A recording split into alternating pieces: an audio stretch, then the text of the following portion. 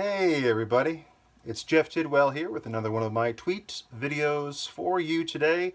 It is Saturday, August 8th, 2020, and we are diving back into the past, going all the way back to the beginning of the year, January 2020. As always, I can be found on Twitter at RealJeffTidwell. I'm also on Gab, Minds, Parler, Telegram, and Instagram. If you're not watching this video on BitChute, you're watching it on YouTube. Thank you very much for watching. I do appreciate it. If you enjoy the content, please do hit like and subscribe. Tap the little bell below for notifications and leave me a comment below, if you will, with your thoughts and observations, accolades, criticisms, intellectual dialogue, non-intellectual dialogue. We take it all here. We love questions. We love answers, but I'm not sure if you'll find all of your answers here today. And of course, if you find my cadence to be on the slow side, you can hit the 2x speed button and get all of the information in half of the time. Time is the currency, of course, and that is double bang for your buck. So, without further ado, I welcome you, thank you for watching, and I hope you enjoy. So, I'd like to start today with going back to Twitter and something that I had posted earlier in the week. I usually solicit Twitter for some story ideas, topics, a little AMA, whatever you may will. And I had a couple here. But first I'd like to do a shout out. A shout out to my son, Will Tidwell. Yes, so Will reached out to me recently and said that he is my son. And upon providing further information about his approximate location and his age, yeah.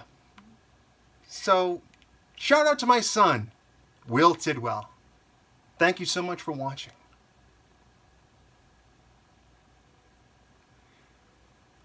So this is the thread here. Suggesting topics, you can ask me to say a particular phrase, get a shout out, or ask questions. So a few people here came in and talked. My good friend William Haveron, shout out to William. He's at William Haveron on Twitter. And he said he was involved in a conversation this morning about why white people are so maniacally obsessed with being morally superior, to the point of self-annihilation, to the point of civilizational collapse. So being morally superior. Morally superior white people. Well, I can't really come to a conclusion on that at this moment, my good friend William. I do ask questions, though, when we have, on one hand, this thing called white guilt.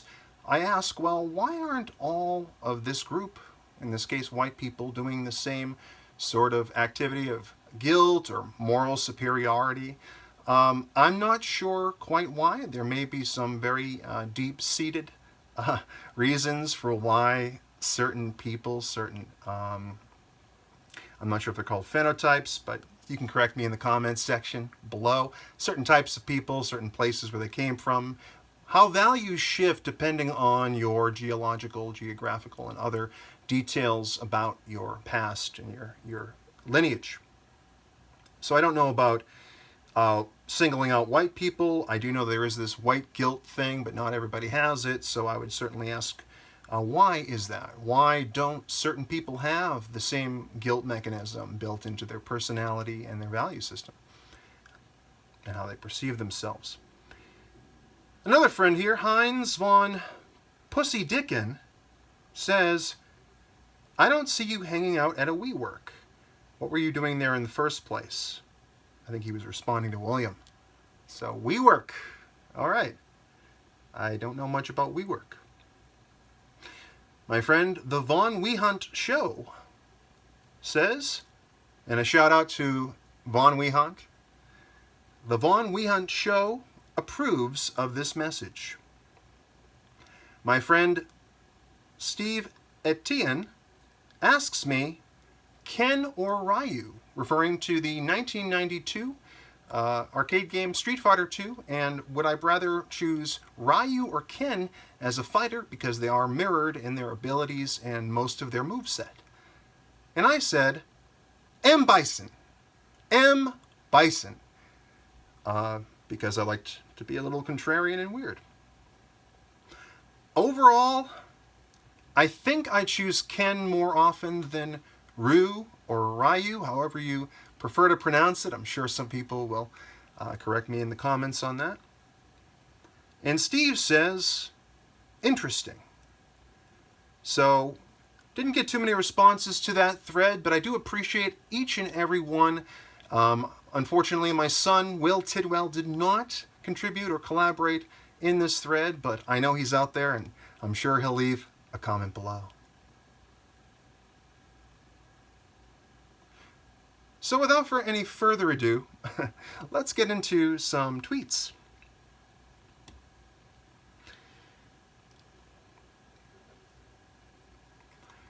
So I want to start off today with my January 1st, 2020 New Year's resolution. So we can actually look at what I had set forth for my New Year's resolutions at the very beginning of the year at 8 a.m. 2020 New Year's resolutions.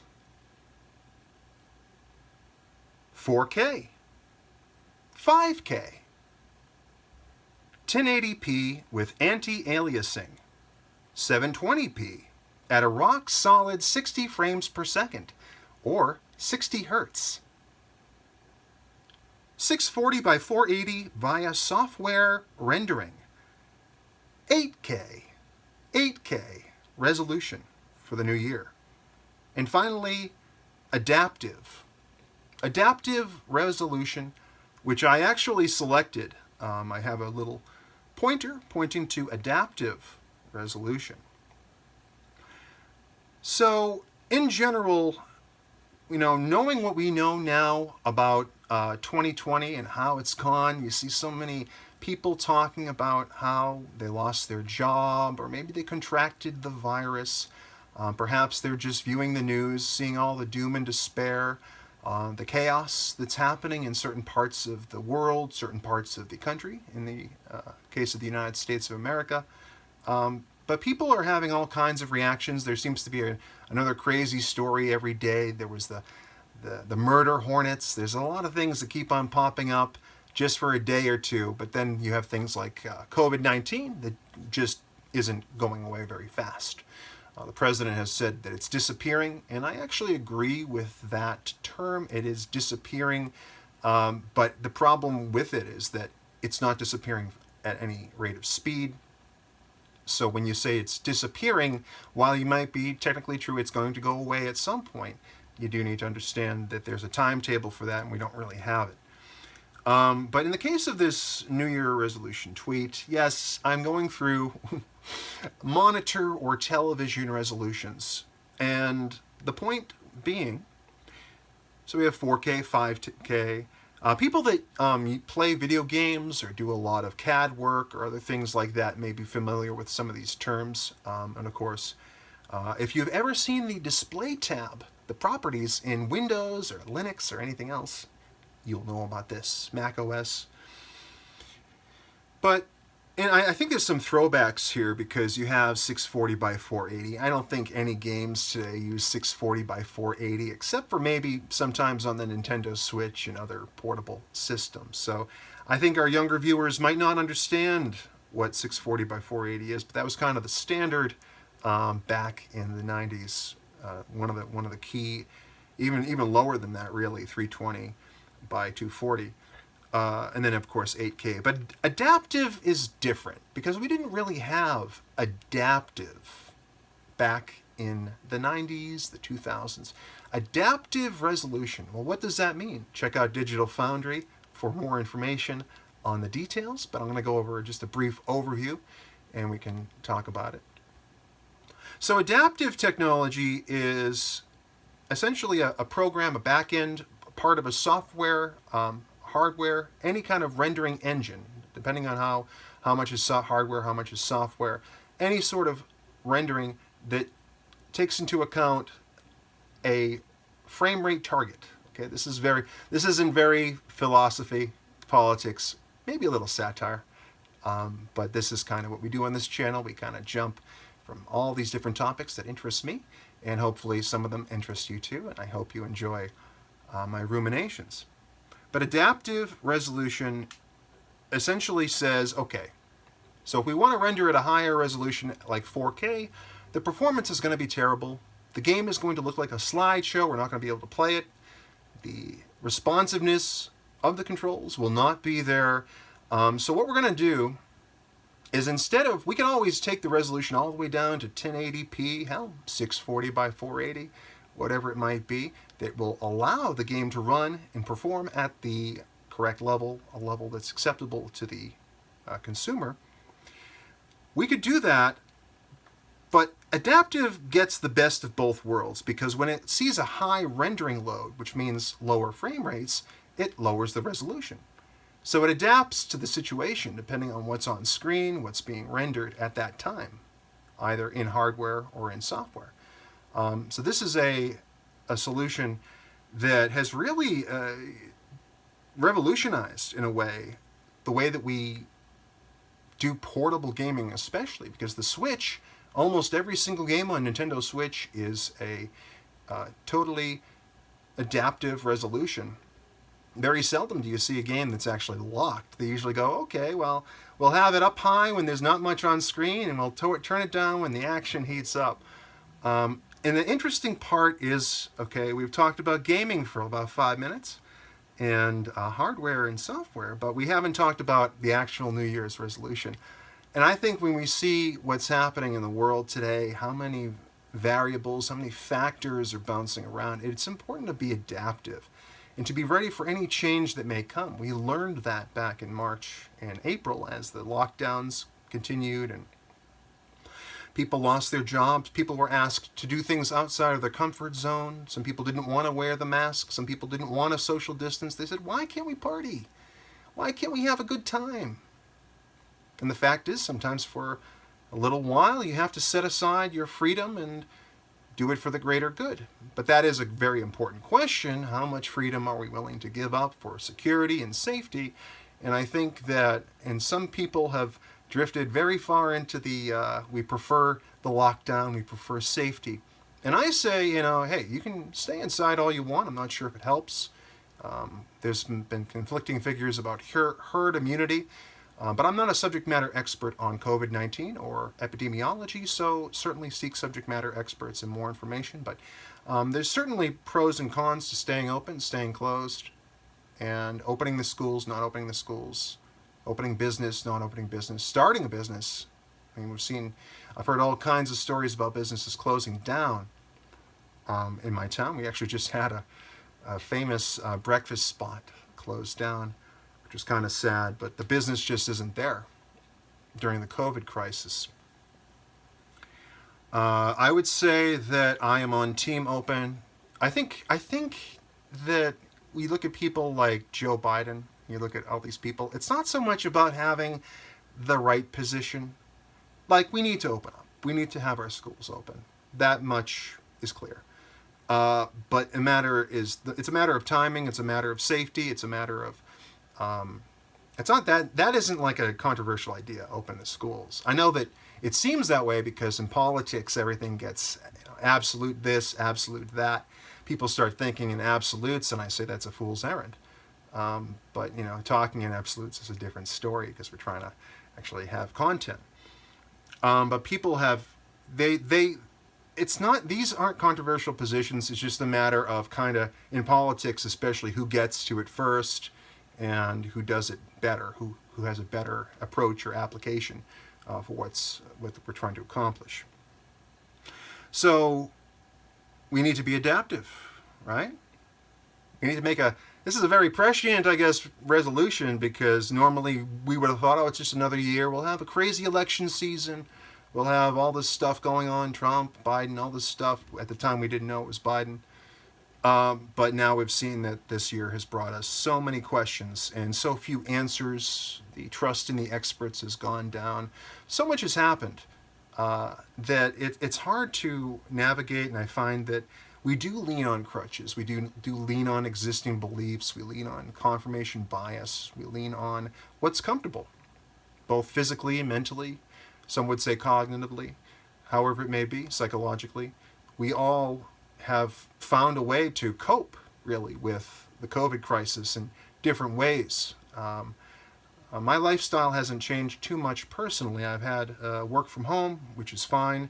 Seeing my friends less, seeing people less, but I've used that as a motivator to get me out and going out to the store as much as possible, going out to eat. I mean, we find ways to socialize, and of course things like Twitter and the internet at large. But anyway, we want to stay adaptive. We want to look for solutions, look for options. Don't become despondent. We have a tendency to become a little despondent. I've seen so much, depression and anxiety on social media and in the real world, talking to family members and friends. I can't name any names, but people have exhibited signs that they are quite worried and quite fearful of what's going on. And so I say, try to stay adaptive. It's easier said than done. But in this case, you have this idea where you can go to max resolution, adaptive resolution. You go to max resolution sometimes, when in other times when there's a lot happening on screen, it goes a little bit, it goes a little blurrier, a little more broad, and that's adaptive resolution. And it can actually, you could frame it to apply to a normal lifestyle as well, where if there's so many things going on, you might want to drill down in certain areas, have your resolution really high for this thing and not so much for that thing. Of course, your mileage may vary. Everybody has their own interests, their own expertise, their own specialties. And so none of what I say here is supposed to be definitive, absolute. This is my perspective. This is some of my reasoning, some of my humor, and so forth. So I like to keep that out in front. So far, I've remained adaptive. I hope you have too. But if you enjoy 720p at a rock solid 60 FPS, well, I don't blame you.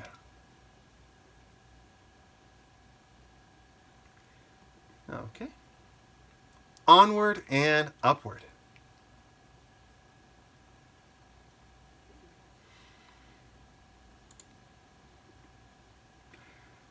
So here's a recommendation.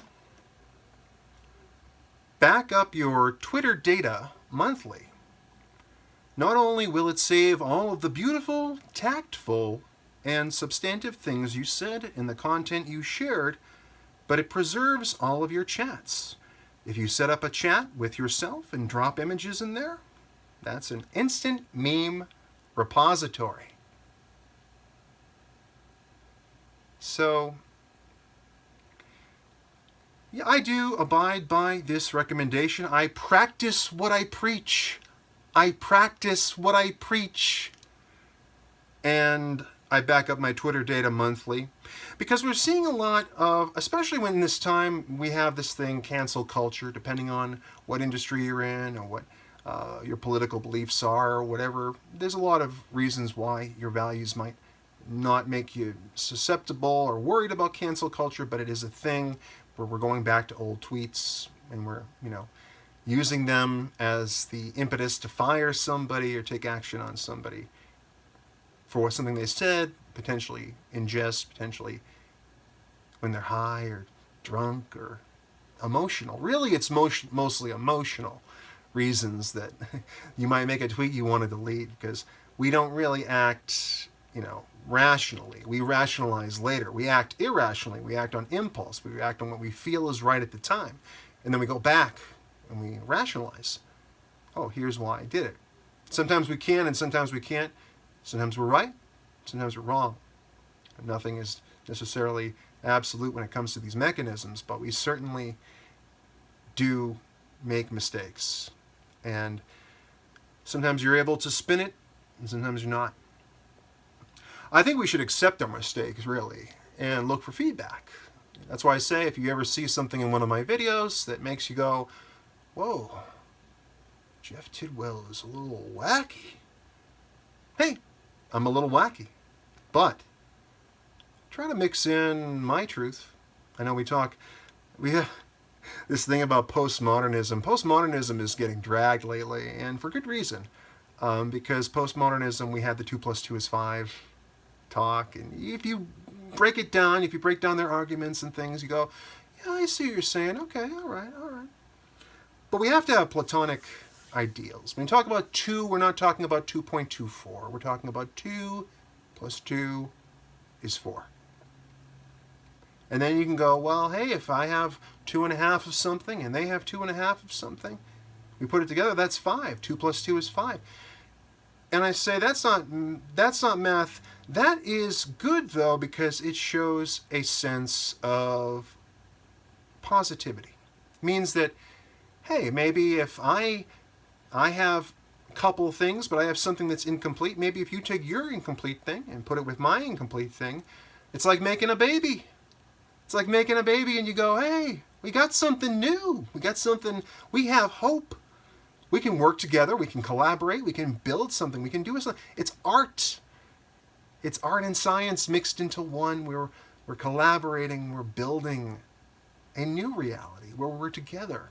I get that positive message. That's the thing with postmodernism, though. When you mix postmodernism and absolutism, you go to clown world. I love postmodernism. Have you seen this channel? I love postmodernism. But it has to be used as a tool. It's not something that I would apply to the concrete world necessarily. I think it can be used as a diagnostic. It can be used to frame things a certain way.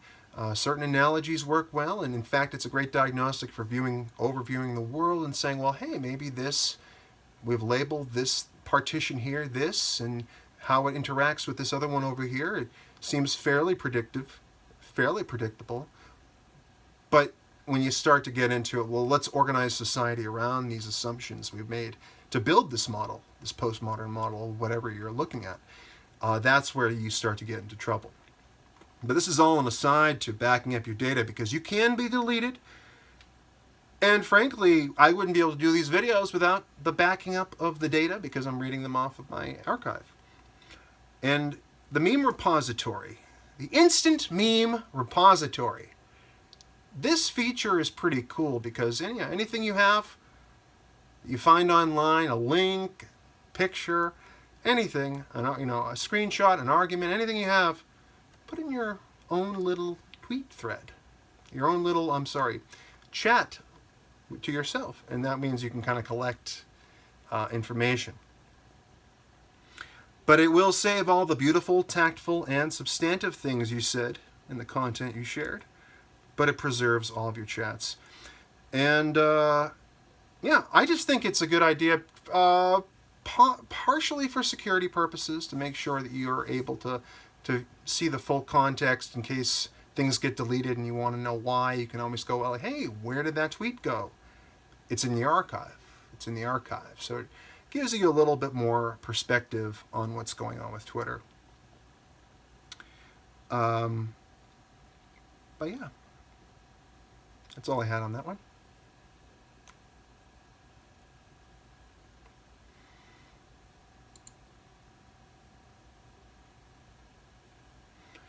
So here's another tweet for you. So this is kind of a fun topic. May require some projection. I don't know. We'll see. We'll find out. But this is something observational.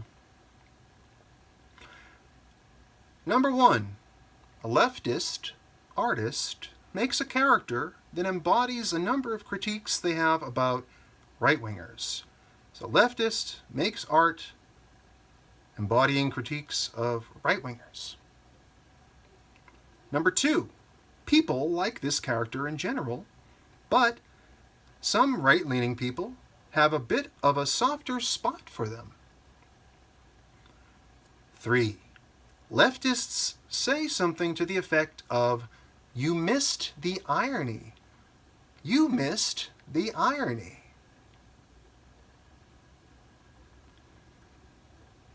So, to get it out of the way, this applies to any dichotomy you have: politics, false dichotomy, true dichotomy. Call it the left, call it the right, whatever it might be. Everyone seems to do it in some regard, but I find it's really a little more overt on the left, because the left is more, and I consider myself to be an independent, but I came from the left. I'm an artist. I'm an entertainer. I'm commenting on things in a postmodern way. That's more traditionally. That's more from the progressive side. Again, labels. I say create your own label, create your own brand. It can be a fool's errand. It can be a dicey prospect to start labeling people and saying, well, you're this gigantic, monolithic thing of hundreds of millions of people. They're all the same. That's not true. That's not how it works. Everything requires nuance. You need to climb the peat ant tree. Sometimes the fruit's there, sometimes it isn't. So a leftist artist makes a character that embodies a number of critiques they have about right-wingers. This is the interesting part, too, because while I consider myself to be independent, lately I'd say I'm right-leaning. I do take in media and personalities and information in the political realm. Of course, this is just politics only talk here. Take it in from both sides and other sides too. I call it a political sphere. But I do sometimes see this disconnect between people where they say, you're not supposed to like that character. Like, I've written them to be my idea of what these people are like. I am making fun of them. You see it all the time. I mean, we do it in my own videos. You see me doing it. As an artist, I project what I've seen from people, and usually it's not the really smart people. It's the low-hanging fruit, the people that say stupid things and give people like me fodder for satire. That's part of what we're doing for material. But they'll make this character, they'll say you're not supposed to like them. And I think fundamentally there's a disconnect between what people like. You know what I mean? In terms of politics especially. Like, it's not that people in general don't understand what, say, Donald Trump is about. Everyone knows what Donald Trump is about. Like, there's no mystery there. Occasionally he'll surprise you. He's good at being unpredictable. That's part of his thing. But at a certain point you start to go, well, if the same things that I like about him are what you're lampooning, it can be kind of funny to watch. And that's also a gateway, an entryway to lots of trolls, because everyone's viewing things through like, well, I'm a little more meta than you. I've gone a level further than you. This is 5D trolling. This is 5D irony. And you just don't get it. Now, at a certain point, people just like what they like. They like certain personality. They'll have to judge them morally on a subjective and contextual basis, if you will. I think judging people morally is often not worth my time. But sometimes I've certainly put forth moral thoughts on here, put forth positions and advocacy. So I can't say that it's a complete waste. But then the people like this character in general. And of course, the people that it's lampooning, essentially either subtly or not so subtly, have a softer spot. And the other side, in this case the leftists, but it could be right-wingers, whoever made the art, they say something to the effect of, you miss the irony. That's dollar shop mind reading. Dollar shop, dollar store mind reading. Missing the irony. We all miss irony. We all miss sarcasm. We all miss humor. You're talking to Jeff Tidwell. I put up So many tweets that are just satire. Yeah, they might have a little bit of what looks like advocacy, or it might be including an element or a word, maybe a hashtag that might be for higher engagement. Just like with these videos. If I say something that you disagree with, or you have a question, or you want to debate, leave a comment below, and we can certainly hash it out, find out where the common ground is, find out what the terms are, and then go from there.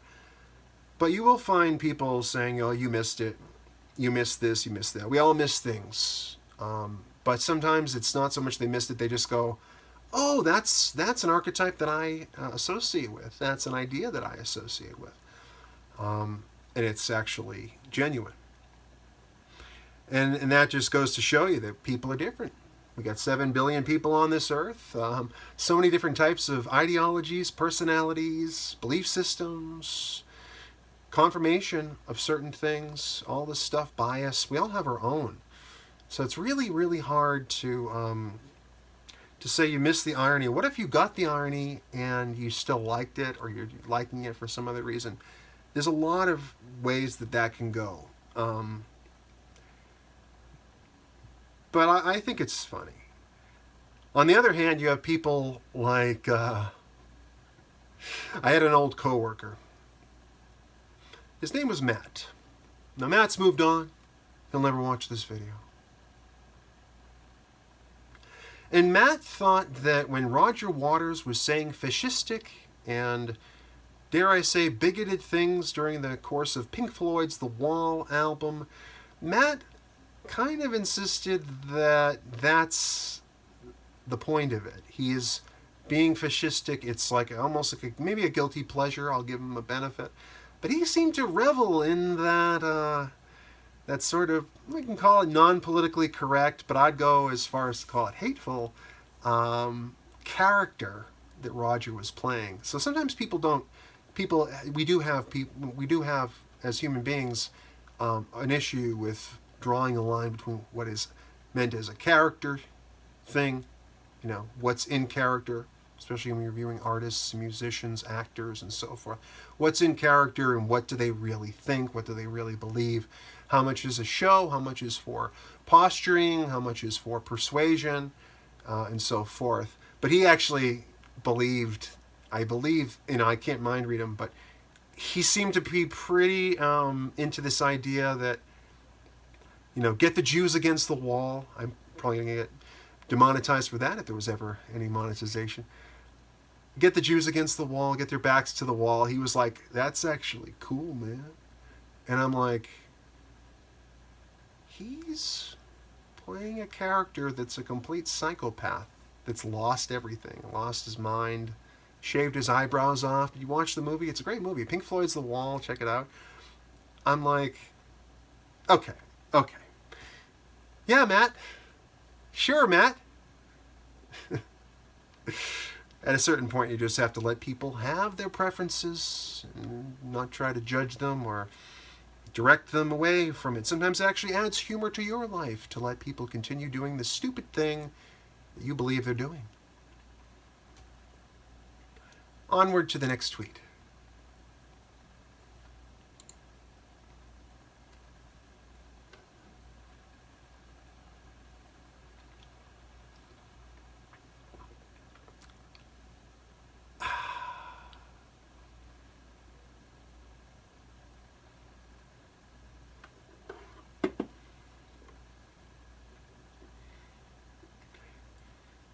So, we'll dive into some slightly more serious material with Piece of the Puzzle. This is a named tweet. It's called Piece of the Puzzle. And it's about war.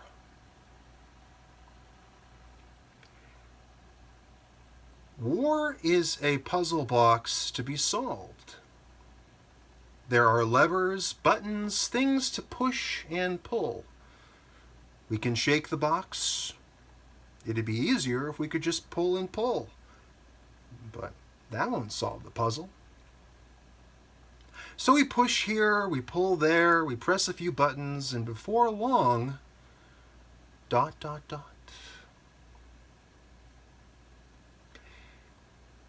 So, I've framed war as a puzzle box. I've framed war as a puzzle box. And I think that due to the increasing complexity of our world at large, the economic world, just the fact that we have 7+ billion people running around, all that need education, resources, food, all this stuff, shelter. So much of our world in the third world, especially the third world, they have nothing. We have so much privilege. We have the privilege of doing analogies and abstract framings about war. Meanwhile, over in Yemen, people are being slaughtered. Now, I'm not sure, I don't know, just exactly what's going on between Saudi Arabia and Yemen in terms of like why how can you rationalize all this killing? Why is the United States helping? Since the days of President Obama and continue with President Trump, why is this happening? That's really what most people get left with. They get left with this idea of like, why are we killing people? Why is this happening? And I think nowadays we really can't risk the idea of a military war with China or Russia or one of these major nuclear armed countries. Iran, we can't really, in the United States, we can't allow that to happen. We might not be able to stop it, but if we can, we should. So, piece of the puzzle frames it as a puzzle box to be solved. War is a puzzle box to be solved. There are levers, buttons, things to push and pull.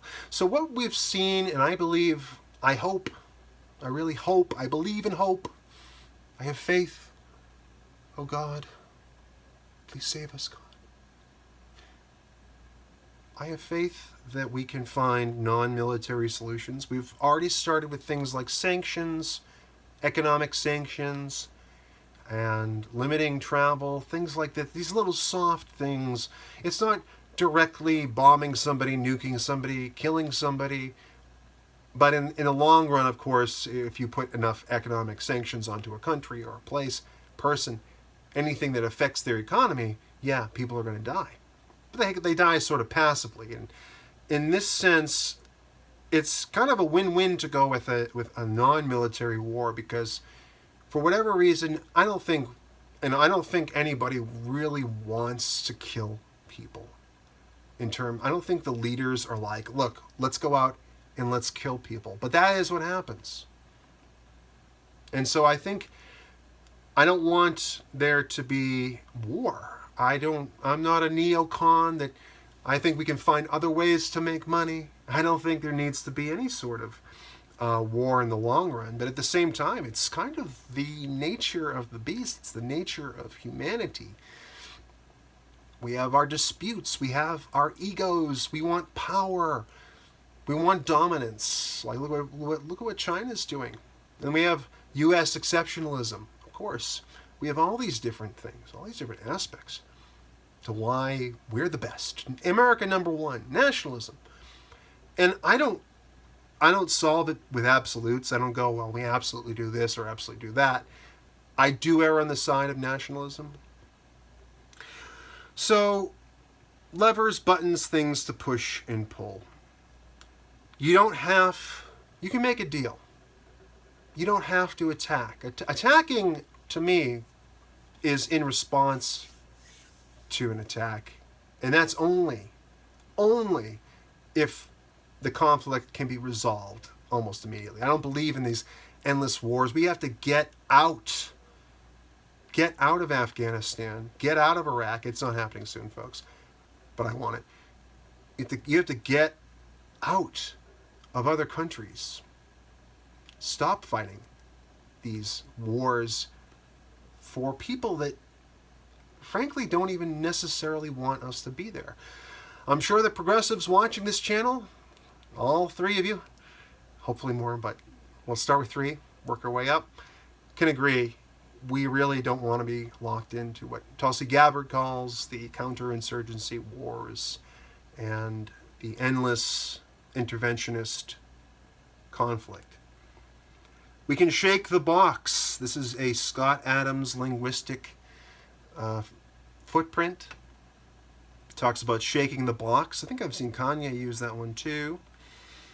We can shake the box, and it would be easier if we could just pull and pull, but that doesn't solve the puzzle. Pulling and pulling, in this case, could refer to either always pulling troops out, because you can't just... I know I just spoke that we want to stop these things, but the reason why it's a puzzle box, the reason why it's framed this way and not in that's what it is because when you're handling like a puzzle box, sometimes you have different kinds of wood puzzles and different things like that, and or even the puzzle games on the video game systems, whatever. You might leave a comment below with your favorite puzzle game.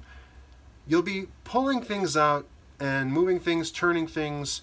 You'll be doing all kinds of stuff to this box, not just pulling everybody. Let's get everybody out of Iran and out of Afghanistan, not Iran, Iraq and Afghanistan right away. If we don't do every move, if not every single move we do is to get people out, then I'm not on board. See, that kind of thinking doesn't do it for me.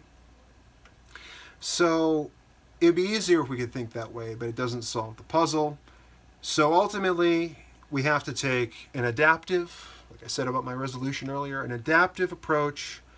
So we can push here, pull there, press a few buttons, and before long, hey, maybe we can find peace. And in some of these cases, I wouldn't hold my breath because, there's tactical positioning, and there's the fact that, and I agree, we should have a big stick kind of military. I believe in a $1 trillion budget for it. But I think that we should be focusing that, if we're going to talk about the here and now, not the history books, not other countries, not this, not that. America should really focus on Space Force, because the research and development opportunities there, the kind of technology that can be, worked on, discovered, proliferated, nuclear energy, generation 3 and 4 nuclear will be part of our increased presence in space. So I think there's a lot of opportunity there. It doesn't have to, a big military budget can be jobs for people here, innovation here in the United States. It doesn't have to be killing some random person that happened to cross your gun overseas in one of the 7 or 8 or more wars we're having right now. So it's a frustrating topic, looking at it, because nobody wants endless war. Only you'd have to be a true psychopath. You'd have to be a true psychopath to want that. So that's piece of the puzzle.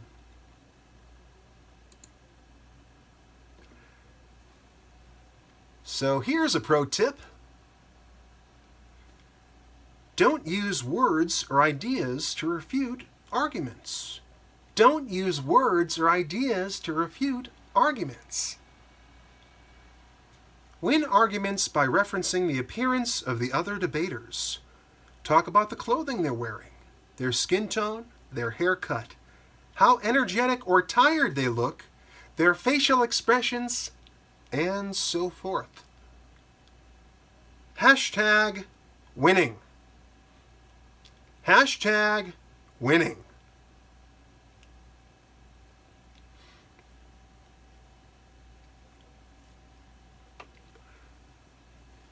So, this pro tip is very helpful, and I hope you can use it. So let's go through, and I'll explain every step of the way just how you can refute an argument, but don't use words or ideas to refute arguments. You win them by referencing the appearance of the other debaters. So if they're too tall, too short, if they're a little plump, you want to point that out. And maybe they might even be stinky. If they're stinky, let them know. Tell them to stop wearing flip-flops. You know what they say about Adidas flip-flops. They stink. But you're going to win. You're going to win. This is winning. Winning. Winning. through referencing their appearance. Talk about the clothing they're wearing. Infer all kinds of things about where they're from, who they are, what their lifestyle is like, and go, hey, I know this is an ethos-based approach, but why do you care about that? Why do you say that? You're only saying that because of, look at you. You're rich. You're privileged. Or you're this, or you're that. You're this skin tone or sexuality. You like these hobbies. That's how you win an argument. You start pointing out, well, hey, why would I listen to you? This isn't your expertise. Of course, maybe you wouldn't want to listen to them. But you can always go after their haircut. Go after their haircut, especially if they're bald. Well, maybe I shouldn't go after bald people. They might headbutt me. You've seen that, right? Bald people headbutt. No? No takers? All right. Remember, we're trying to win arguments here. We're trying to refute arguments. But we can't use words or ideas. We just have to use appearance. And we can win. So, you can always talk about how energetic or tired they are. You didn't get to Dunkin' Donuts. Clearly, you're not all there, lady. You're not all there, man. Come on, man. Right? You're not there. You need some stimulants, man. You need Ritalin. You need something to keep your focus on the ball. Otherwise, your argument sucks. Your argument sucks. It just does. You can go by their facial expressions. You have the wrong facial expression. You always look sad or you always look happy. Your argument doesn't persuade me. It doesn't make any sense because, well, the whole time you were talking out of the side of your mouth and it kind of turned me off. Yeah, it happens. It happens. You can win arguments this way. Just point to ethos. Don't focus on logos. Just focus on your emotional connection, your pathos, and what they are, what their job title is, what their education. Focus on all that. Don't worry about the words. Don't worry about the fact that we can be multidisciplinary. Just focus on the appearance. The appearance is all that matters.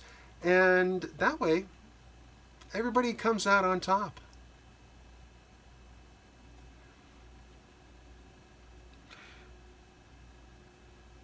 So one more time.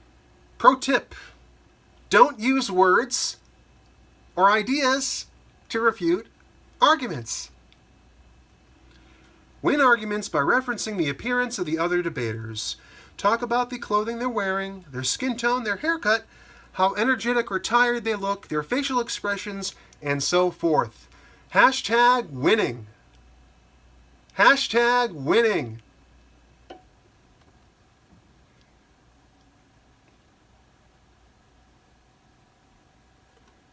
Your mileage may vary on that pro tip.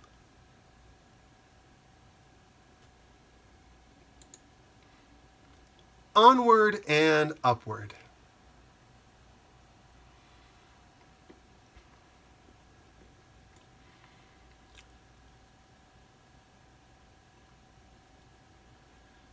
So here's a tweet that I made way back in, and it is a hot day today too. It's actually summertime, not one of the hotter days, oddly.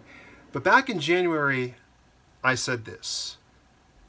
People in Boston be like, it was 60 plus degrees today. Must be climate change. I'm afraid of something every minute of every day. Jeff Tidwell in Boston be like, global warming is a modern religion. I'm agnostic. You have the confirmation bias blues. Relax and enjoy your January. Relax and enjoy your January. So we do observe our reality based on our preconceived notions of stuff. And after 30 years of hearing all about climate change, global warming, the green movement, I guess, I'm not sure, there's so many different names for everything, but it did change from global warming and global cooling to climate change. And, I certainly have a number of videos on that. Like the relationship effects of climate change, check that out on BitChute. But I do feel that climate has really, it's one of those things, we have the fear of the sky, we have the fear. Now there's some real climate stuff happening, don't get me wrong. Don't get me wrong. I'm backed by science. This is an entertainment product. This is backed by science, so I understand that there's scientific backing to some of the climate claims. And so I do, though, believe that we are placing faith over reason when we emphasize climate change as a problem. I call it the modern religion of global warming, which isn't to say that climate change doesn't exist, isn't happening. It's not just completely faith-based, like not knowing where God is. He's not here, therefore he's... An atheist would say he's nowhere, an agnostic would say, I'm unsure. But people use it as a way to complain, a way to say things are breaking down, a way to be afraid of something, to panic, to be a worrywart, to feed this sort of... I don't want to try to mind read or project, but there's something there. It seems that certain types of people tend to go more towards the climate stuff when they're already kind of depressed. I love to complain. Hey, I love to say the sky is falling. That's just part of the laundry list. Along with everything else, like having an idiotic, imbecile president. Which president, you may ask? Well, whichever one is in office, as long as it's the opposite political party from mine. That means things are breaking down. So I came in, maybe a little sanctimoniously. I say, Jeff Tidwell in Boston, be like, global warming is a modern religion, I'm agnostic. There's some moral superiority from a white person. Global warming is a modern religion. I'm agnostic. You have the confirmation bias blues, so relax and enjoy your January. Yeah, I don't think about climate. I don't go outside and see the sun coming through and the beauty of nature and the beauty of people out and about. My first thought isn't, shit, man. The sea level rise, melting ice caps. We might even have to eat bugs. Stop having children. All the things I go over in my tweet, Climate Change Solutions, which we did on their last video or a few videos ago. They have the confirmation bias that weather and climate are two separate things to begin with, but there's a sort of, well, climate change, yeah, how about that climate change, huh? It's almost compulsory at this point. It's almost automatic just to say, oh, it's climate change. The reality is that we've done a really good job about mitigating pollution. I think pollution is a big problem. We've done a great job about advancing clean technology, green technology, Generation 4 nuclear power. We've been working on solar. I think wind is kind of not my favorite. And of course, solar, they have the contracts.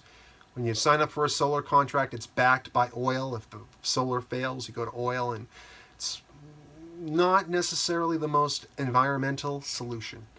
But I do think that people really color their reality.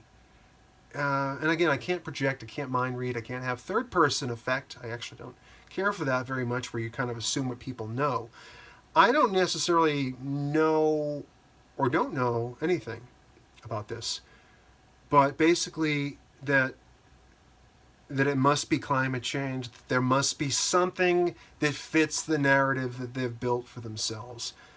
I think that can be over time. It can be, to each their own. Your mileage may vary, but it can be a little bit destructive to their happiness quotient.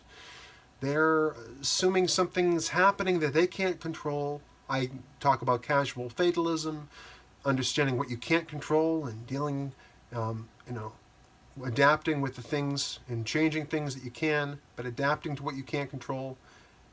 But with this climate change stuff, it's like essentially looking up and saying, well, I have to pray that God doesn't smite me today. Climate change, climate change. At a certain point, I'm being a little bit dismissive and maybe condescending, and I apologize for that in advance. If you believe in climate change and want to chew me out and troll me and destroy me, please leave a comment below. I love that. But I see it, and I see it every goddamn day. Every goddamn day I see it on social media. I see it out in the world. I saw it on the street in Northampton. Everyone's convinced that it's like, oh, there's this like, the weight of the world is on their shoulders. There's this pall. They're bearing this thing, this big burden, because I can't start my car. That's going to be carbon emissions. Check out my video, Carbon Guild.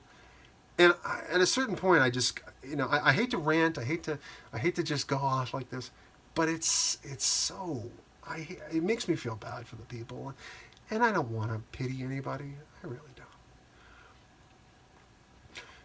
So, they have the confirmation bias blues, that the sky is falling and that they can affect it. So maybe that means moral virtue and universal truth on the other side of that modern religion. I don't know. And again, I'm not an expert, so certainly chime in with your thoughts if you have them. And we'll move on. Here's a tweet. Remember when you were growing up and your parents didn't always seem to understand your culture? Perhaps they thought you were falling in with the wrong crowd. We fear the unknown. We envision worst-case scenarios in order to survive. Cultures countered. A biological imperative?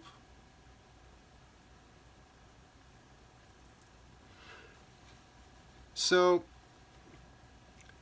remember when you were growing up and your parents didn't always seem to understand your culture? I'm sure many of you out there, in fact, some of you may be younger, and some of you may be older. I'm not sure what the demographics are for this channel. There isn't really a massive audience, but I do hope that younger people can observe the channel, get something out of it, enjoy the humor elements, the entertainment elements, if not the politics and the philosophy, psychology, and satire. A lot of earlier videos have more of the psychology and philosophy in them. So, remember when you were growing up and your parents didn't always seem to understand your culture? Of course! Some parents kind of get it. Like, my father and mother grew up with rock and roll in the 1970s and the 1960s and ultimately the 80s and so on. My father played in a band. So they never restricted me from viewing, listening to heavy metal music or satanic music. I did grow up in a Protestant household, but they never really restricted that kind of stuff. There was some other stuff, of course, like I've probably told the story before about how my mother and father were slow to let me play the game Heretic, which was a Doom clone by Raven Software back in '94. Because it was okay to kill demons, because that fit with our culture, but once you start to get into sort of the heresy and all this stuff, they go, okay, well, maybe a 10-year-old shouldn't be, especially in this Christian household, shouldn't be doing that. But we've seen it with everything. They don't understand the culture of things like TikTok, of course. We had that. I'll go into that in a second.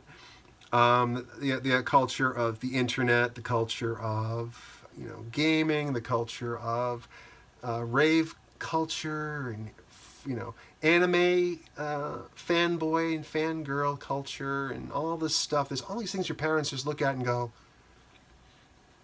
"That boy, he's a strange one. That girl, she's weird." That happens.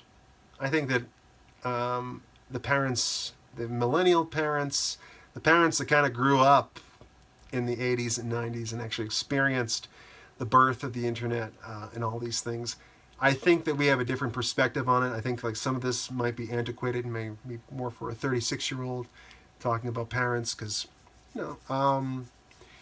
but we do still have parents that are very good about making sure you don't fall in with the wrong crowd. They're careful to make sure you're not viewing the wrong materials, the wrong movies, the wrong TV shows. There is parental control for a reason. They might have thought that you were going down a dark path. And that's because we fear the unknown. The parents can navigate what they do. Oh, I grew up with Super Mario Brothers. I had it as a child. Now we are the millennial generation, Generation X. We can certainly look at things that my parents were very good about that with me, but my mother's entire family was like, why are you letting them play video games? Why are you letting people, why are you doing this? Why are you doing that with me? Because I was the only kid in the family for 4 years. Big family, only baby in the family. So they were sort of armchair parenting, backseat parenting Jeff a little bit, and saying, like, why does he have a computer at 3 years old? I had an Apple II at 3. But this is a little later. Usually teen years, they'll say, well, you might have been falling in with the wrong crowd. I mean, I certainly had a couple of friends that were less than savory. My brother, we have a friend that was a drug dealer, and people were doing things, sexual things. And things were happening that my brother actually had to pull away from that side of things a little bit and find new friends, because he was kind of falling in with the wrong crowd, and it's good to get out. But parents will, of course, fear the unknown. If they don't know what's going on, they just, if they care. So I mentioned TikTok earlier. Before we continue the tweet, I wanted to say about TikTok and Tencent, because the President of the United States, President Trump, has gone ahead and put a 45-day window on TikTok, and they have to get bought by a U.S. firm within 45 days. I think it's like September 1st or something like that, something like September 15th maybe. You can leave a comment below, but he's going ahead and saying, well, you have to get bought by Microsoft or another company before, otherwise we're going to kick you out of the country. We're going to limit, so we're going to ban TikTok. We're going to ban it. And then you have this other company, Tencent, that also has a bunch of investments in a number of U.S. companies, including Epic Games and a few others, the Fortnite game as well. But they're a Chinese company, so they're trying to remove the Chinese influence. And I just wanted to bring that up because there is a great point about contrast between how Trump is approaching these two, in that TikTok got the option. Like, TikTok got this clear negotiating option. You can get bought by Microsoft and become a U.S. company with a U.S. privacy system, no back end to China, no back end to Russia, no back end to Iran or anywhere else. It's China, but just in general. That's the premise. We want to have a secure service that Americans aren't losing their privacy to anybody but, well, the big old U.S. of A. Only the United States is able to go ahead and destroy your Fourth Amendment rights. That's our right as the United States government to destroy your Fourth Amendment rights. We're not going to let China do it, right? But the contrast is that Tencent hasn't been offered that deal yet. Tencent could, well, TikTok is pretty big, but Tencent has their fingers in a lot of things.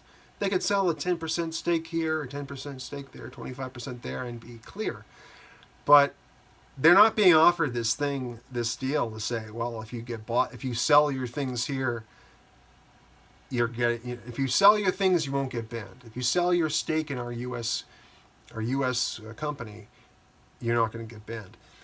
I think that contrast is very important because it goes to show you, like, TikTok, hey, you have incentive. Look, we're not offering the same deal to Tencent. You're getting a special deal. That contrast, I think, is pretty important. I can't say for sure we'll never offer 10 cent a deal, but I did want to highlight that in passing, that it's interesting that we're offering TikTok the deal basically, but they have to take it, and not doing that for 10 cents. So different approaches, different little adaptive, different ways. Sometimes when you're trying to solve an issue, like I said in my piece of the puzzle tweet, sometimes you push, sometimes you pull, sometimes you need to shake the box a little bit, move some parts around. This is all Scott Adams type framing, and find a solution from there. Find where the movement is. Find out what we can make work. But back to growing up and your parents not understanding you, and you potentially falling in with the wrong crowd, but you won't because you have good parents. I hope you do. We fear the unknown. We envision worst case scenarios in order to survive. Cultures countered a biological imperative. So, hey, maybe your parents are saying, no, you can't get on that Twitter site. It's full of degenerates, and I could vouch for that. I could vouch for that. But in that worst case scenario, we might be talking about it on this high level. Oh, we're all domesticated. We're living in suburbia. We're living in wherever we are in the country. It doesn't even matter. It doesn't even matter. We're not living in the woods. We're not fighting off Mother Nature itself. We have the privilege. We have the beautiful privilege of not having to deal with these constant life or death situations. But we still have maintained that lizard brain mentality, that there's a little bit of mammal in there too, but I think mostly associated with lizard brain mentality of, me first, protect the tribe, protect the person, protect the family, protect me, lizard brain, survivalistic. So we actually envision the worst case scenario in order to survive. That's what parents are doing. They're saying, hey, we can't even take the risk. It's our son, it's our daughter. It's something between a son and a daughter. It's someone in between there. They might do that, just to make sure that we're not taking a massive risk. So that mechanism is still in play. Cultures get countered. We see that when one culture might be different from what the parents understand. They don't understand it, so they see more danger, more unknown, more danger. And it's a biological imperative, potentially, to just protect the children, protect the lifeblood, protect your future, the future of your group, your tribe, your people, your family. It is predicated on a fear of the unknown. So I always tell parents, if you feel like you're being a little bit too much of a worry ward, if you feel like you're restricting your child too much, study what they're looking at. Get involved. I know we don't have much time, and I have another tweet coming up in a second about time, but we don't have much time, but we still have to ask the questions, we have to do the digging, we have to do the research, and mitigate, minimize the unknown. Otherwise, we're just in the dark. So that's a little bit about parenting.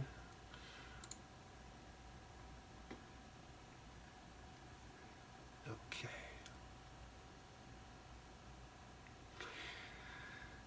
So here is another named tweet. It's called Poem. P-O-E-M. Poem. Passion is a buzzword.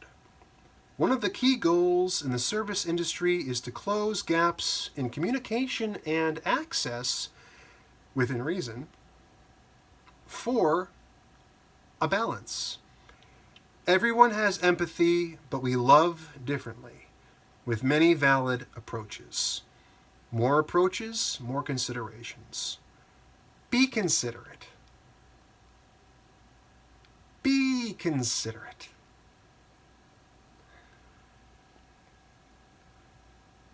So you'll hear this word when you're going to apply for a job or you're going to, I don't know, become any kind of job, really. It doesn't even have to be something paid. It can be an acting gig, theater. It can be anything.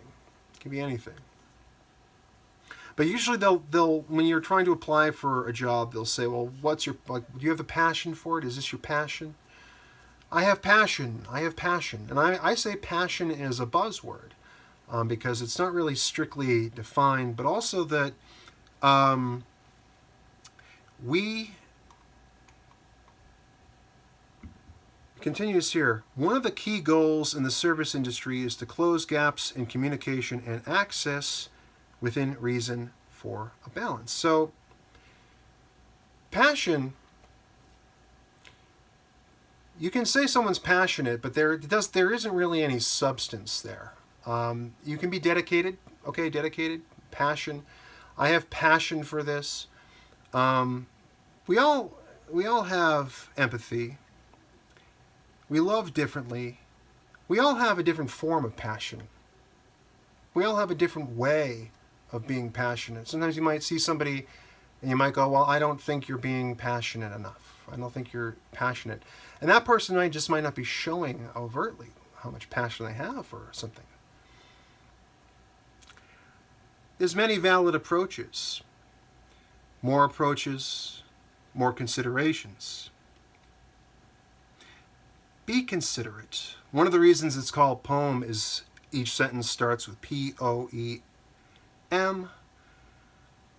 This is generally a tweet that's all about understanding everybody. I know it seems a little bit convoluted. But I will clear the air. This is what I do on this channel. I take something abstract and maybe a little complicated, and I break it down. I lower my vocabulary and drop it to simple language so that we can all enjoy, and maybe add a little humor. We'll see a little humor in there too. So, passion being a buzzword, because everyone has their own approach to work, to things that you would be passionate about, to art, to anything that you have to be creative and put in some effort.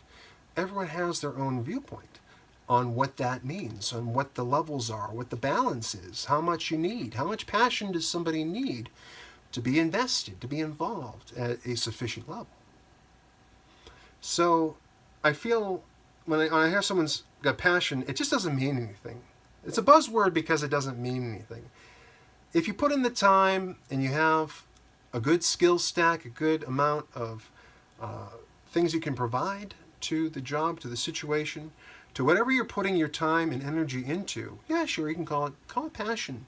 Call it passion. But to me, it doesn't really ring as much of a substantive or substantial word.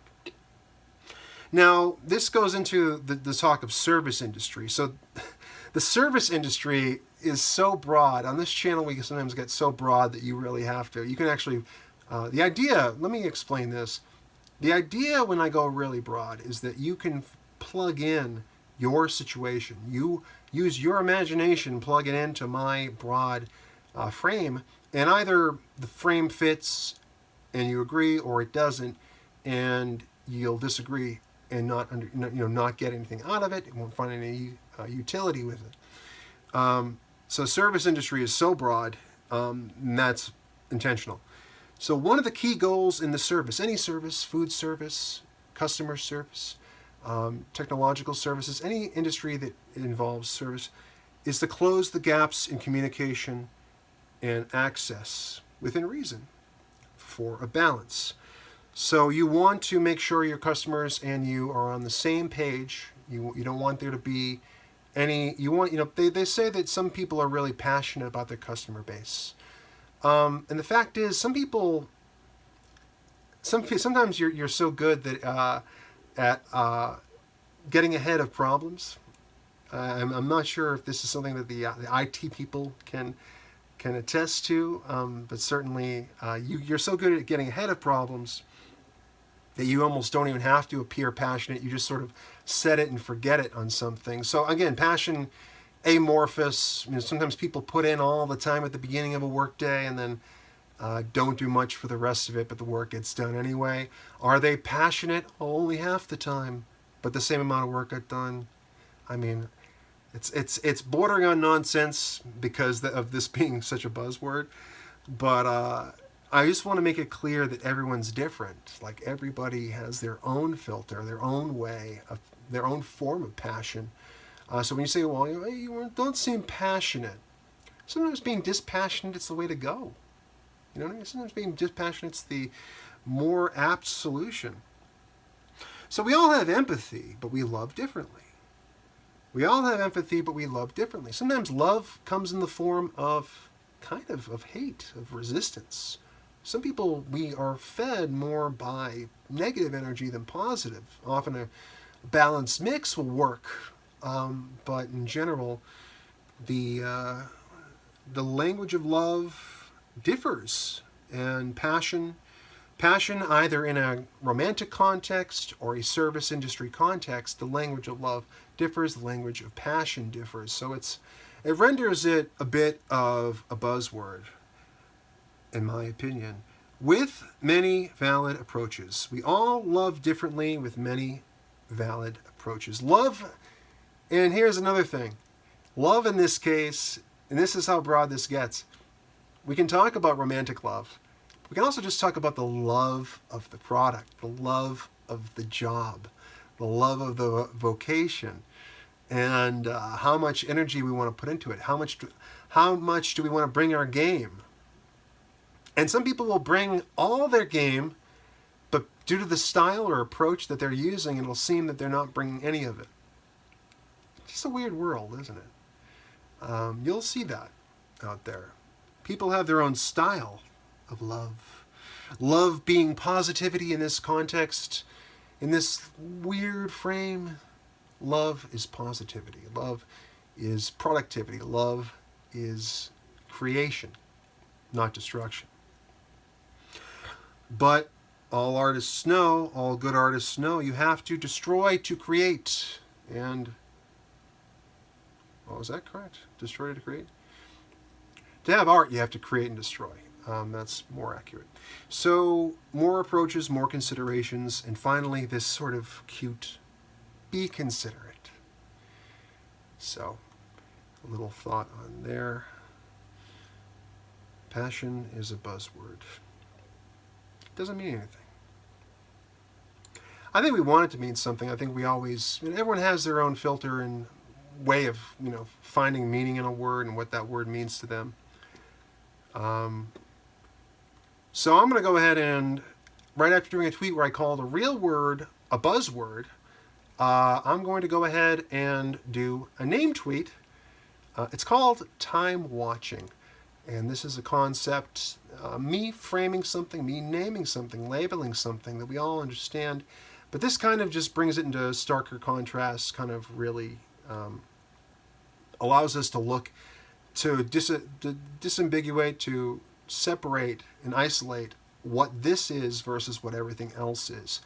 And this is called time watching.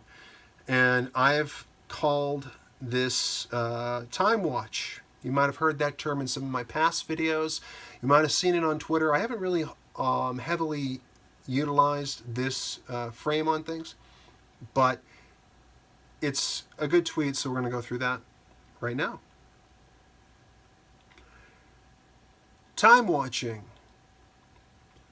When media is free and or ubiquitous, time becomes the currency. Time watch is the time we spend with media. It is measured by the number of minutes we've spent watching or interacting on the internet and elsewhere. It does not include the time we spend in the flesh. So what time watch is really quite literally is described. It's essentially eyeball time on your screens, and that includes TV, phone, everything else. Anything, any kind of interaction, communication you're having, not in the flesh, but you're going to the store and talking to somebody, that's not time watch. Talking to your spouse, your lover, your friends, your brother, your sister, anybody in person, that's not time watch. Time watch, my term, my arbitrary term, is eyeball time with a digital screen. And the fact is that we spend so much of our time. I have a tweet and a video, Dopamine Rush 2. Check it out on YouTube. Talking about that a little bit, about how much dopamine we get from these little micro interactions we have. It's something you've actually seen in video games as well. Somebody was talking about how simulation theory is so popular because game design has been factored in to the way that everything else works in the world now. Algorithms control this, and focus groups, and like hyper analytics that just keep on going and comparing and telling you exactly which search terms are most effective and what things sell the best here or there. There's all this kind of stuff built in, this programming built in to our world now, our reality. So time watching just sort of tries to remind us that, yeah, you're spending, even if you're not spending that much time with on like a website or watching videos or reading on your Kindle or anything else like that, we are spending, I don't even want to go into the numbers, it's so crazy. We are spending, some of us, hours and hours, 10 hours a day in some form looking at either a computer screen, because a lot of us now work on computers at our office jobs and everywhere else. We're at the store as a cashier, or whoever we are, we're always looking at computers, a lot of us. So I think that we should be cognizant of just how much time we are spending, and time watching tries to tabulate that using this idea. How much track your screen time, track your eyeball time on any of the websites, any of the places. So let me go through it again, because there's another angle to this as well. When media is free and or ubiquitous, time becomes the currency. So again, this is coming from a privileged place, I would say, because yes, in America, we're at the point where even homeless people have iPhones, like not the best one. They'll have an iPhone 5 or a 5C or something from 5 years ago, whatever they can get their hands on. But we're coming to this age where there's so much technology that people that never had a chance before now do have a gateway into the digital world. Digital commerce, becoming an online entrepreneur. It's hard. You'll see lots of courses talking about it. But people have more access than ever before to these services. But there's another piece of it, because media becomes free and pretty much ubiquitous. Time becomes the currency. So yeah, you might not have to pay to watch, say, a YouTube video or listen to a Spotify stream. You don't have to pay. You just pay maybe a subscription service overall. If you're not going with ad-based, no subscription, you'll have a subscription service. $10 a month, $20 a month, $119.95 a year, first year. You'll see that there's that one charge, but you're not paying like per, unless you're dealing with, again, a subscription service like Locals. Locals, you actually, you pay, you get access to the community. You'll have people that do pay-per-view. I'm not going to talk about necessarily all the industries that do the pay-per-view stuff. Some of them are less pure than others. But essentially, time is what you're dealing with. Time is money. Time is the currency, as I stated at the beginning of every tweet video. So we have a lot of time to burn in between all the other stuff we're doing, and we do it with media. Time watch is the time we spend with media. And by media, I don't mean the media. If you're talking politics only and the American mainstream media, like I'm not talking about just, Fox or MSNBC or whatever, I'm not talking about Democracy Now! I'm talking about media. All media. All information that comes in through these devices, these screens. Eyeball time on the screen. Time watch being spent. It's being spent. It's measured by the number of minutes we've spent watching or interacting on the internet or elsewhere. So yeah, if you're sitting in a chair, viewing a screen, watching the television, oh, it's Maury Povich. Maury Povich. That's time watch.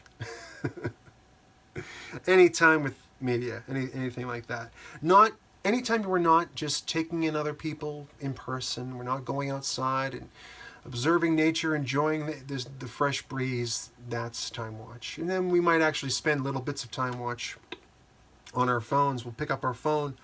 I didn't have a phone. It was a phantom phone, but this is the real one. And, you'll just be like, oh, I'm walking along, minding my own business. I'm not spending any time watch. I'm kind of just enjoying myself. Just, oh, hey, look, a bird. Oh, spend some time watch right here. Open the door. Unlock the key. Wow. Huh? Were you saying something? I didn't hear you.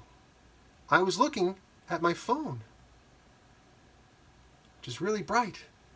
See? This is all I look at all day. You can't see anything.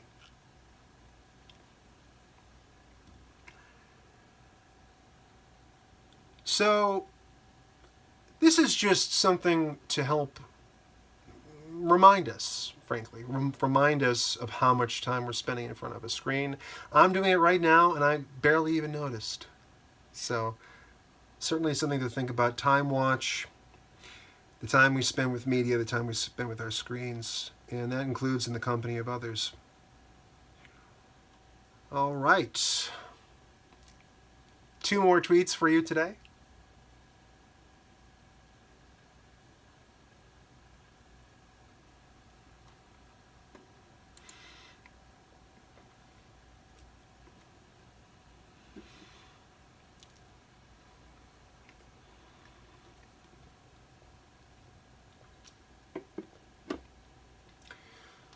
So you may find these tweet videos are very long, meandering, and other things.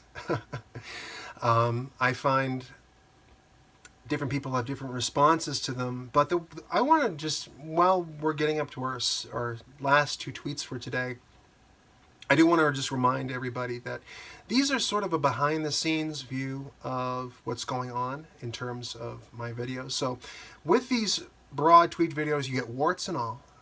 Smaller segments are released on BitChute and YouTube, as well as other places like Twitter. We'll do cuts and edits of the raw material from these tweet videos, and we'll go ahead and cut it down, remove any sort of verbal gaffes and things like that. But here you get the transparency factor. You also get unpredictability because the videos are titled tweet. So I actually don't expect people to get this far. So if you're this far into the video, thank you very much for watching. We're around the 90-minute mark right now, and we have a little ways to go. But I do want to say, if you find this to be, if you enjoy the content, but you'll find it to be a little bit too long-winded, definitely check out segments and some of the Twitter stuff, because that brings some of the best bits to the top. But I think there's plenty of stuff that never makes it there either that is worth watching. So just a little more context on the approach I'm using in making this content. I've been doing it for about a year and a half, but almost 2 years, year and a half.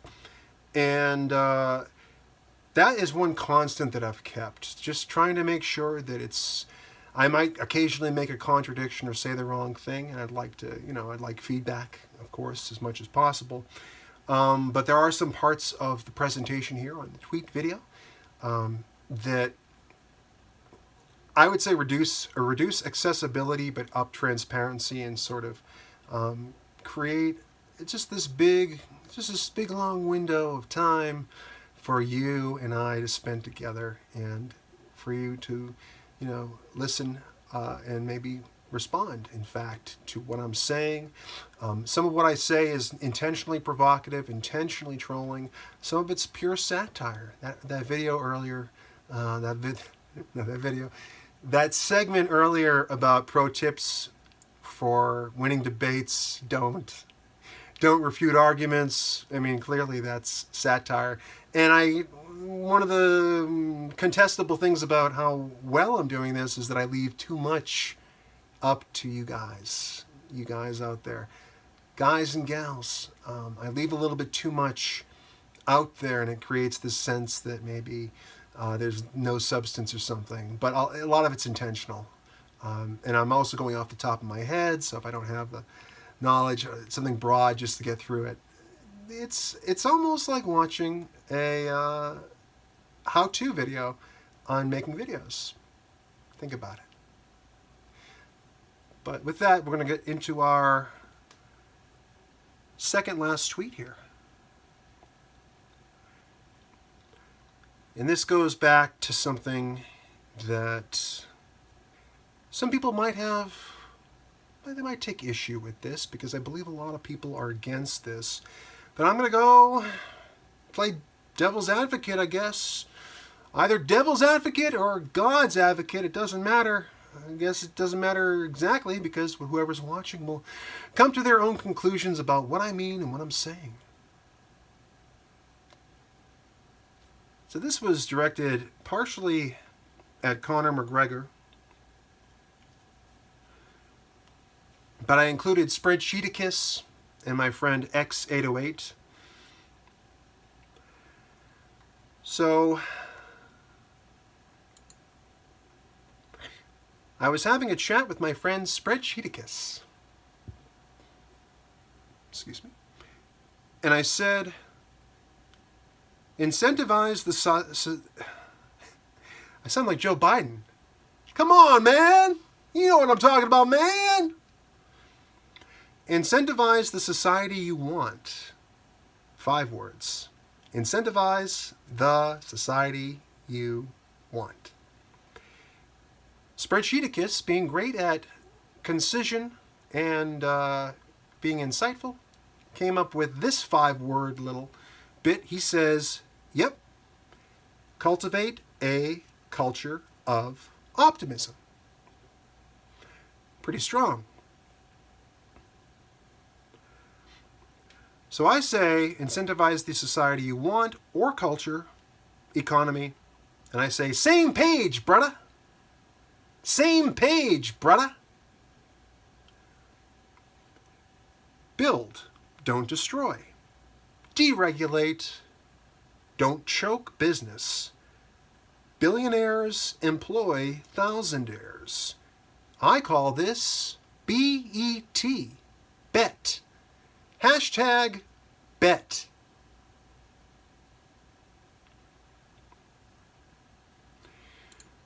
So that was a image of a conversation that I had. And I got consent from Spread First, so that was cool. But then I continued here. This is the actual tweet. Don't eat the rich. Feed the rich. Don't eat the rich.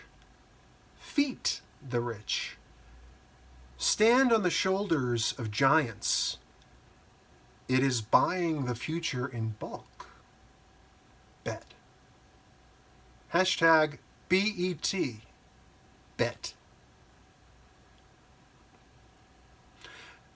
So what this is talking about, and I think Conor McGregor had shared this sentiment, which is why he's... Actually, Conor McGregor is where I got the linguistic footprint for feed the rich, or feet. Because I see that, like, eat the rich, feed the rich. Feet, stand on the shoulder of giants. He was using feet as a way of talking about standing up, using it as a frame to say standing up. Among other things, certainly I'd like to hear from Conor. Hey, shout out to Conor McGregor, and that's at The Notorious MMA on Twitter. And hey, tell me what you meant when you said feet, because I came up with my own conclusion and I've been running with it.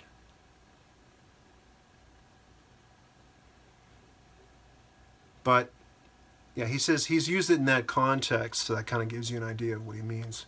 So feed the rich, stand on the shoulders of giants. So I say don't eat the rich. Don't eat the rich. Okay, the rich, they have their problems. With absolute power comes corruption. It does. Power breeds corruption. And there are people that let power go to their head. They let their position go to their head. They let their position in the world, the amount of money they have, the resources they have, their position in society as an elite. They may get corrupted. They may lose sight. They may lose perspective. They may lose their touch, being in touch with the worker, with the person that's actually, the thousands and thousands of people that are facilitating their rise to fame and fortune. They need to look at the little people and remember them. Make sure that they're being respected. And so what's happened is, especially with the talk of past 4 years or so and longer, but mostly the past 4 or 5 years, as we go through these election cycles, people were talking about like Bernie Sanders. Like, why don't we tax millionaires and billionaires as much as possible and do this and do that? I don't have to go into the details. You can certainly look up all the proposals and things they were trying to do. Tax Wall Street and all that.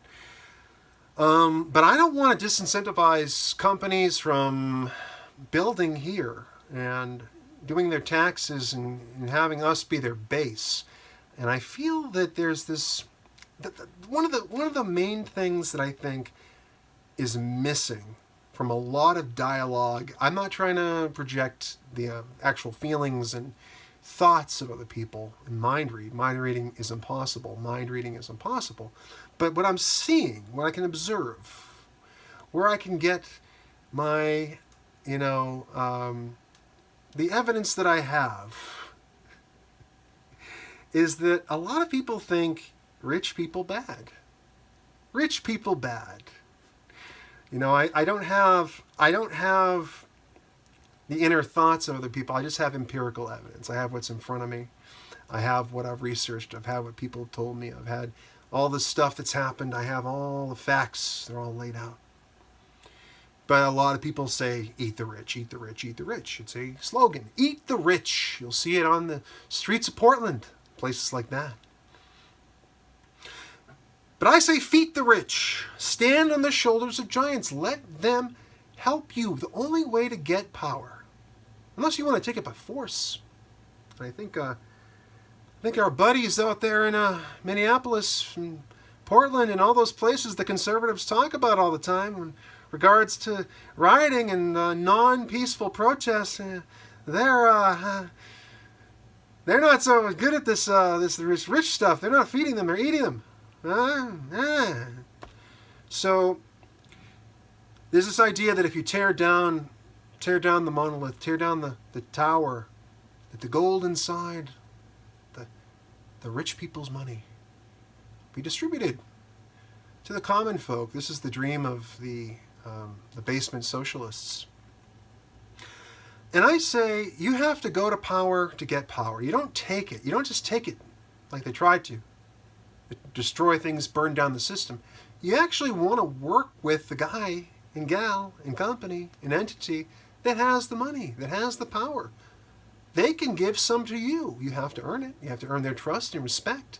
Hopefully they work meritocratically and they don't act in a bigoted or otherwise non-meritocratic or, dare I say, idiocratic way. Not idiocratic. Idiocratic. Idiocracy. Idiocratic. It's a slightly different spelling. Idiocratic is a different word entirely. But you want to go to the rich and then try to, slowly but surely earn your place. Get and work with them. Use their capital, their buying power, their company to build your career. Feed the rich. Stand with them. Billionaires employ thousandaires. So again, this is all an oversimplification and a generalization. There's all these different scenarios where we've seen people like Jeff Bezos seemingly, I don't believe in this whole right to work thing. Oh, you have to provide this job. It has to be. I think Jeff Bezos seems to have maybe potentially Amazon doesn't have the best practices in their warehouses. I can't say it's Jeff himself, Bezos. But it's something where there is room for improvement. There's always room for improvement, and we should strive to improve it. But I think this idea of we're just going to tax the shit out of people that are job creators, this, I don't want to call it a bubble. But people have been using this term bubble a lot. Scott Adams, everyone talks about bubble, oh, you're bubbled, bubble this, bubble that. We do have bubbles. We do have blind spots, all of us. I have blind spots, bubbles. My life is a bubble. Everyone's life is essentially a bubble. No one has a full, omnipresent, omnipotent view of everything. You can only go with what you're exposed to. But they say that, I think there is this blank spot with a lot of people in the world, in that they don't get that our country is in competition with other major countries that are trying to soak up these billionaires, these millionaires, billionaires, and these massive, international multi-billion-dollar corporations. They're trying, some of them are even post-governmental entities, in the case of the ones that have a lot of political sway, like Twitter and Facebook and so forth. Amazon, Apple, Microsoft, these are essentially post-governmental entities. They have so much sway because of the technology that we use. Sun Microsystems, if they're still around. But we can't be villainizing, demonizing billionaires. I hate to take devil's advocate. Jeff Tidwell is out there and he's fighting for the rich guy. He's fighting for the upper classes. He's fighting for... No. Kinda. Because what I'm saying is that they are providing a service. They are providing a doorway, potentially, for you to get ahead. For me to get ahead. For people that don't have, the have-nots, to get ahead. But you have to let them, especially when you have the next part, but you have to allow them to allow capitalism to take its course. There has to be enough competition. There can't be a monopoly. But you have to let capitalism take its course to the point where it's buying the future in bulk. Buy the future in bulk. Because we have such rapid population growth. We have limited resources. I like to think in an abundance mindset, but we have limited resources. And I say, at a certain point, it might be more humanitarian, more humanist, and much better for our economy and not the economy of the EU and Europe, not the economy of Australia, nothing in South America, nothing in Europe or Asia. We focus on our country. And we say, you, other countries, other groups, other territories, you focus on yours, we'll all work together, we'll collaborate. But when in terms of these companies finding a foothold, finding a base, we don't want to kick out all the people that are providing the most income because they're paying the most of the taxes. We know all this. You know it and I know it.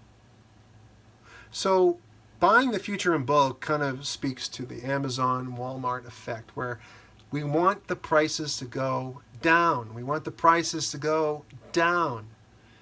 That's how we get there. We buy in bulk. We create in bulk. And again, you can't work in absolutes here because there has to be a friction. There has to be a push and pull.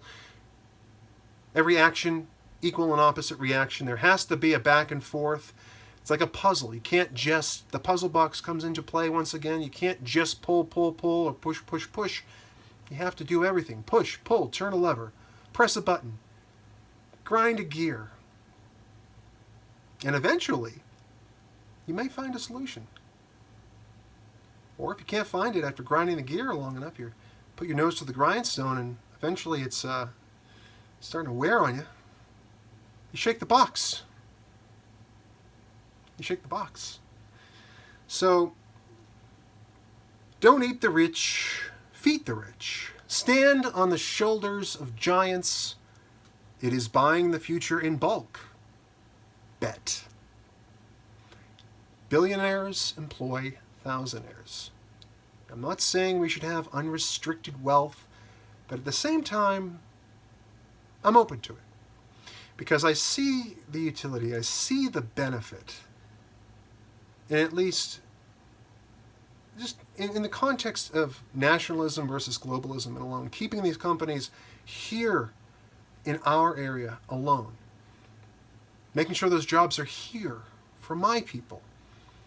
And if another country is very competitive and they're very strong and they say, hey, we have a better tax deal for you rich people that own all the companies, the ones that make the big decisions, we have the deal for you. I wouldn't blame the billionaire for going over to another country. That's why we have to incentivize them to stay here. I'm not saying this is any of this that I've said in this video today is definite for all time. But in this moment, right now, 2020, we really need these people to stay here. So that's where my advocacy is at this moment. And hashtag bet. One more tweet for you today. And oh,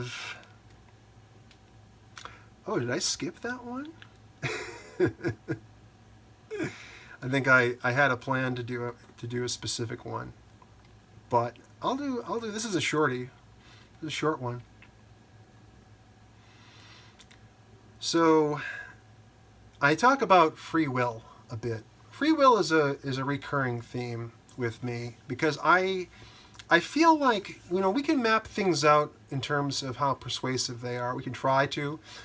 Scott Adams once actually said, and he's at Scott Adams Says on Twitter, he said that free will isn't a thing. He kind of goes with the rational free will, which Sam Harris has also talked about. So rational free will is how I frame it. I call it rational free will. No, Adams said, I digress. Adams said that if persuasion could be measured, persuasion, it would be outlawed. So we have this propensity. This is something that goes into a bit of my advocacy and my qualms with things like third person effect and mind reading and projecting. I do a little bit of it myself. Let's not mince words here. I've made certain assumptions that I shouldn't have. I've made mistakes I shouldn't have. And as I say at the end of the video, a lot of what I say here could be wrong. A lot of it could be right as well. But this idea that we can sort of really get down into on a scientific level, determine what stimuli are going to cause people to do certain things. Like, every time you get this response from somebody, this body language, this channel is about unwinding all that. My body language on here is sometimes, I'm just going to be honest with you people, deliberately designed to throw you off. And that's the point. I want to show everybody. I want to be transparent and show everyone you can't do the mind reading thing. You can't, everyone has a different perspective. Like, for example, this little thing here. You know what they say? If you do one, think about it this way. A body language expert would tell you, if you do one shoulder, you're lying. If you do both, you're not lying. I mean, I've said so many things on here that I believe, some of which are, you could observe to be true, and I've gone like this. It might seem, it could be a nervous tick, but it's not always the same thing. So with rational free will, someone like Sam Harris or Adams will come up and say that they're, as philosophers, and I'm a philosopher, you're a philosopher, we're all philosophers, really. I don't like to use the term that much. But as philosophers about free will, they say, well, hey, every single rational free will, this is rational free will, where it says living isn't optional, it's imperative. I'll do a full read in a second. But they go through this whole thing where they say from the start of the Big Bang, every interaction, every chemical interaction, everything that's happened, every molecule that's moved, it's all kind of going, life continues, life keeps on going until it doesn't. Until it ends in some form. We talked about the heat death of the universe, sure. But basically the idea is that we are the sum, our actions, we might think that we're being unpredictable or we're different, but in reality, it's all like preordained in some basic way. It's not saying that it's not necessarily saying that like every action is determined. It's not like pure determinism, but it's sort of a general determinism. Like you get down to those micro decisions, those moments where you can either go left or right, A or B. I call them micro decisions when you do an A or B at the very end, the last two, either this way or this way, yes or no, 0 or 1. With rational free will, there a lot of the talk around it revolves around how we are biological beings. We are basically a combination of our two parents, how they think, how they do things, and so forth. So, and that living isn't optional. So I say here, rational free will. Rational free will, living isn't optional, it's imperative. But they talk, again, this is getting into, I guess this is a pet peeve of mine, but again, on this channel, we really break things down. We talk about our rationalities and what's rational as well. We try to keep the full mosaic available for you so that it doesn't get stuck down too far down one approach. Sometimes you get 3 or 4 different approaches for a specific topic question. So they'll say that, like, you know, you can generally determine what people are going to do based on this. Like, oh, you know, we know that Cliff is a cut-up. He's a cut-up. So of course he thinks that he's being so contrarian. He thinks that he's doing a really crazy thing by disagreeing. And then you start to realize, wait a second. Cliff almost always disagrees. Holy shit. Cliff is predictably unpredictable. Or at least he thinks he is. I don't know. Like, the reality is, we are affected by stimuli. This is, some philosophers will say, don't say reality, Jeff. The reality, what reality? Don't say that. I'm like, come on. Let people talk. Let people talk. You infer what I'm saying here. The reality is that we have all kinds of influences all the time. Some of them conscious, some of them subconscious. Some of them are subliminal, some of them are unconscious.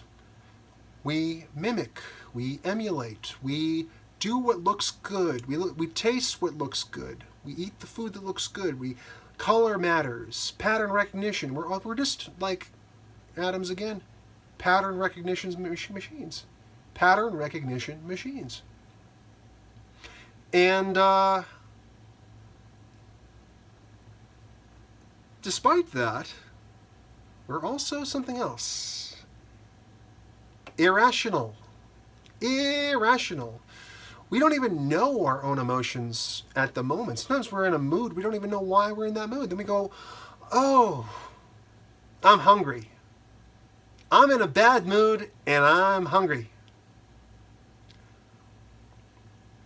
So I call this irrational free will, in which living is an art and we are artists.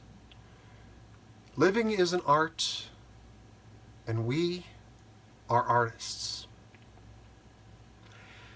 Irrational free will is what humans actually experience. We can try as we might. It's good to have that bar there, rational free will, to say, look, I know in many ways we are the sum of our parts, and in many ways we aren't. In many ways we're triggered by what we've been conditioned to over 10, 20, 30, 100 years of our lives. That's rational to think that. To think we're pattern recognition machines. If we experienced a bad emotion if we experienced a bad emotion when doing this action, say going to the circus. I got traumatized at the circus. Not me, but in this example, it's somebody who got traumatized at the circus. And they say, I don't like going to the circus because that one time as a child, I'll never be able to get over it. It gives me such dread, such anxiety, because this one moment, my emotions were thrown. Nothing happened to me personally. My emotions at the time, I have trauma. I have memories of all this problem. I don't even want to try it again. Actually, Some have said that people that voted in 2016 might not vote in 2020 because of the trauma of doing something and having it come out with a bad result. But I voted for Clinton. How did Clinton not make it? It's traumatic, it can be. Hey, maybe Trump supporters will feel the trauma this autumn. Autumn is coming, after all. We'll see what happens. So I call it living as an art, and we're artists, because at a certain point, if you can start to become, and usually people, I think most people do by the time they hit their 20s or 30s, sometimes even before, but they become self-aware enough, we do, that we start to know what our weaknesses are, we know our strengths, and we know just what gets us and what makes us feel good. I think it's something that we, many of us do come to. Some never come to it, but I mean, a lot of us discover about ourselves what we're built about, what we're about. And eventually I've taken on a sort of, especially with this channel and with my Twitter, this sort of art approach. Living is an art, comedy is an art. I don't want to call science an art because there's art and science, and many things are both. Persuasion is an art and science. There's other things. Music is an art and a science. There's a lot of parts, a lot of things out there that could be framed as an art form, depending on how you're doing them. There's a difference between arts and crafts, but we won't get into that in this video. But I did want to talk about, again, about rational free will. Just a real quick refresher before we end the video. Rational free will, in which living isn't optional, it's imperative, it's a biological imperative. And this doesn't mean just inside your body. It doesn't mean just inside your veins, the blood flowing through, and genes and all this stuff that's happening in your body. I'm not a doctor. Don't take medical advice from a YouTuber, a BitChute personality, or people on TikTok.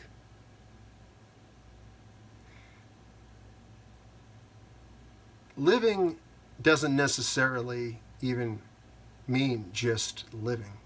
Ideas live. You know, there's a determinism. They keep going until somebody kills them. But rationally, you'd say living isn't optional. It's imperative. You live until you die. The circle of life continues. And the idea that, you know, our path isn't set, but because of all the limits placed on us, because of our physical, corporeal bodies, their frames in this world, we can't just disappear, fly off, do whatever we want. We don't have complete free will, but we have limits. And then we have irrational free will, which essentially throws aside everything we've come to understand and is largely emotion-based and so forth. And that's kind of what we operate on in general. So I say irrational free will, living is an art, and we're artists. So, thank you very much for watching today's video. Very long one. I think it's the longest one I've ever done. It's about 2 hours long. Really appreciate you watching. Thank you for sticking around if you made it this far. All two of you. Let's check there. Yeah. Okay. So as always, I can be found at Real Jeff Tidwell on Twitter. I'm also on Gab, Minds, Parler, Telegram, and Instagram. If you're not watching this video on BitChute, you're watching it on YouTube. Thank you very, very much for watching. If you enjoy the content, please do like and subscribe. Tap the little bell for notifications. And as I always say, everything I said today might be right.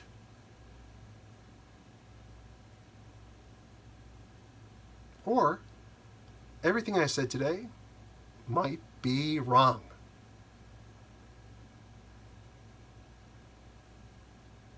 Perhaps some of it's right and some of it's wrong. The truth lies between. I think that makes the most sense. So once again, thank you so much, everybody. Leave a comment below with your thoughts and observations, and I hope that you have a great day.